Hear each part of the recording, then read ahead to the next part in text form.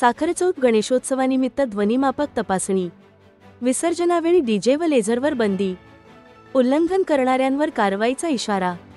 रायगड जिल्ह्यातील पेण तालुक्यात साखरचौथ गणेशोत्सव मोठ्या उत्साहात साजरा केला जात आहे। काल गणरायाचे आगमन झाले असून आज विसर्जन सोहळा शांततेत आणि नियमांचे पालन करून पार पडावा यासाठी पोलिसांनी तयारी केली आहे। विसर्जनावेळी स्पीकर साऊंड सिस्टीममुळे ध्वनी प्रदूषण होऊ नये यासाठी शहरातील चौकात काल ध्वनिक्षेपणाचे नमुने तपासण्यात आले।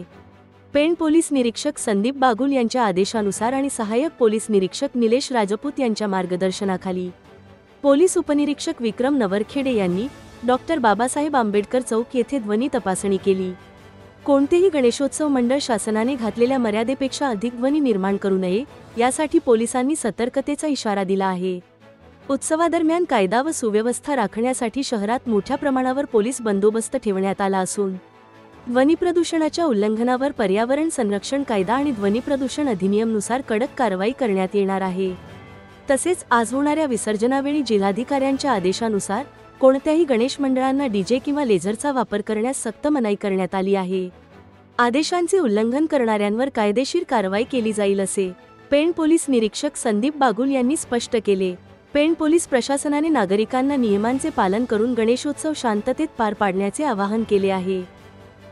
अन्य कलेक्टर साहेबांचा आदेश आणि वरिष्ठ कार्यालयातून आलेल्या आदेशानुसार कुठल्याही मंडळामध्ये डीजेचा वापर तसेच लेझर किरणांचा वापर पूर्णपणे बंद केलेला आहे। असं कुठे आढळल्यास त्याच्यावरती योग्य ती वरिष्ठांच्या आदेशानुसार कारवाई करण्यात येईल। तरी सर्व मंडळांना माझं पुन्हा एकदा पेण पोलीस स्टेशन मार्फत रायगड पोलिसांमार्फत एक आव्हान राहील की कुठल्याही प्रकारचं डीजे कुठल्याही प्रकारचा रिसर्चचा शो वापरू नये आणि तुमचा जो विसर्जनाचा कार्यक्रम आहे तो उत्साहात साजरा करा। आम्ही Pen police station Raigad police तुमच्या सोबत आहोत। Thank you very much.